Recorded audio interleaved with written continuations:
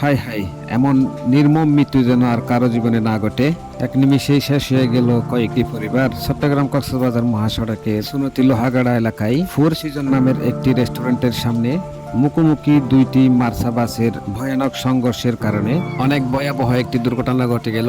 তো বন্ধুরা, আজকের এই ভিডিওতে দেখতে পারবেন এই মার্সা বাস দুটি কিভাবে দুর্ঘটনা ঘটলো, হতাহতের সংখ্যা এবং নিহতের সংখ্যা কত। এই এলাকার স্থানীয় জনগণ এসে কিন্তু বাস দুটিকে জব্দ করে রাখিছে। সেই সব বিস্তারিত তথ্যগুলো আপনাদের মাঝে শেয়ার করব।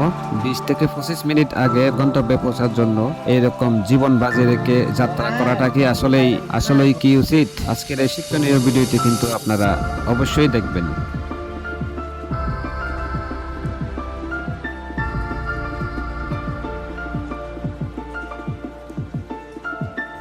গতকাল রোজ শনিবার দুপুর 12টার দিকে চট্টগ্রাম কক্সবাজার মহাসড়কের সুনতি লোহাগাড়া এলাকায় ফোর সিজন নামের একটি হাইওয়ে রেস্টুরেন্টের সামনে ভয়ানক দুর্ঘটনার শিকার হলো।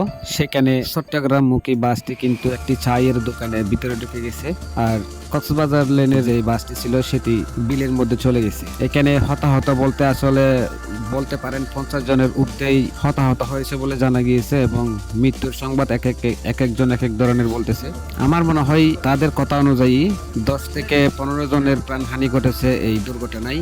আর এখানে দেখতে পাচ্ছেন বন্ধুরা, উৎসব জনতার মাঝে এলাকাটি কিন্তু খুবই ফুসে উঠতেছে, কারণ এই মার্সা বাসের ওই যত দুর্ঘটনা ঘটেছে সব দুর্ঘটনার মধ্যে কিন্তু অনেক ভয়াবহ ঘটনা ঘটেছে বিগত কয়েক বছর ধরে। তো এই মার্সা বাসকে নিয়ে কিন্তু অনেকেই বলতেছে যে এই কক্সবাজার লাইনে আর মার্সা বাস চলতে দেওয়া হবে না। মার্সা বাস অতিরিক্ত রাফ ড্রাইভিং করে এবং বাস ওভারটেকিং বলেন, দ্রুত গতিতে বলেন, সব সময় তারা একটু রাফ ড্রাইভিং করে তাকে বলে তারা অভিযোগ করেছেন বিভিন্ন সংবাদ এবং সোশ্যাল মিডিয়ায়।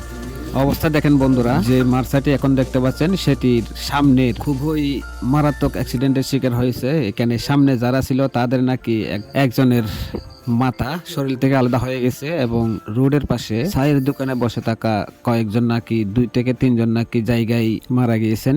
এখনো পর্যন্ত দেখা যাচ্ছে যে কাটাছেঁড়া হাত পা নিয়ে আহত অবস্থায় এদিক সেদিক ঘুরতেছে। সর্বশেষ কথা হচ্ছে, এখানে আশেপাশে হাসপাতালগুলোতে এবং লোহাগাড়া সরকারি হাসপাতালে সবাইকে চিকিৎসার জন্য নিয়ে যাওয়া হয়েছে, এবং যারা একদম আশঙ্কাজনক গুরুতর তাদেরকে অ্যাম্বুলেন্সে করে চট্টগ্রাম মেডিকেল কলেজে স্থানান্তর করা হয়েছে। আরো একটি দুঃখজনক ব্যাপার হচ্ছে, এই মার্সা বাসের ড্রাইভারের মধ্যে সুজন ভাই নামের একজন ড্রাইভার সাহেব কিন্তু মারা গেছেন। আমরা এই দুর্ঘটনার মধ্যে যারা মারা গিয়েছেন তাদের জন্য সমবেদনা জ্ঞাপন করছি, এবং যারা আহত অবস্থায় আছেন তাদেরকে যেন দ্রুতই মহান রব্বুল আলামিন সুস্থতা দান করে বিভিন্ন চিকিৎসার মাধ্যমে, সেই কামনাই করি। এই হচ্ছে আজকের দুর্ঘটনার নির্মম একটি বাস্তব চিত্র, যেটা কখনোই আমরা আশা করি না। মুহূর্তের মধ্যেই কতগুলো প্রাণ ঝরে গেল। তাই বলছি, বাস ড্রাইভার ভাই বলেন বা বাস কোম্পানি বলেন, সবার প্রতি আরো বেশি করে নজর দেওয়া উচিত, এবং প্রশাসনের নিকট আকুল আবেদন জানাচ্ছি যে এইসব বেপরোয়া গতি এবং পারাপারি করে যাতে বাস ড্রাইভিং না করে, তাদের সেই জন্য প্রশাসন অবশ্যই উদ্যোগ নিতে পারে। এবং সবচেয়ে বড় কথা হচ্ছে, বাস মালিকরা যারা বাসের চালক নিয়োগ দিবেন তারা যেন দক্ষ এবং অভিজ্ঞ ড্রাইভার হয়। পরীক্ষা নিরীক্ষার মাধ্যমে ড্রাইভার নির্বাচন করা কিন্তু খুবই জরুরি। যেমনটা আজকের এই ভিডিওতে দেখতে পারলেন, একসাথে কতটা পরিবার আজকে নিঃস্ব এবং নিমিষেই শেষ হয়ে গেল।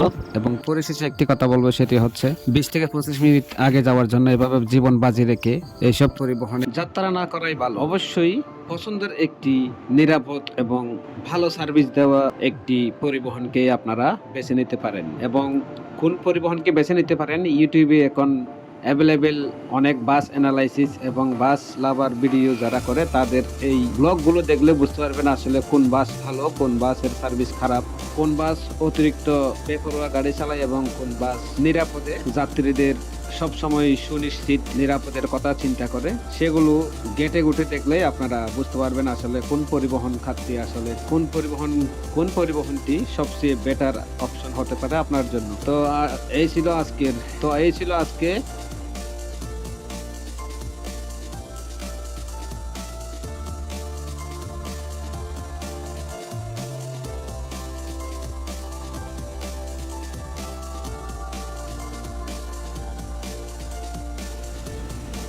তো বন্ধুরা, আজ এ পর্যন্তই। সবাইকে শুভেচ্ছা ও অভিনন্দন, এবং যারা মৃত্যুবরণ করেছেন এই দুর্ঘটনায় তাদেরকে যেন আল্লাহ তাআলা বেহেশত নসিব করুক।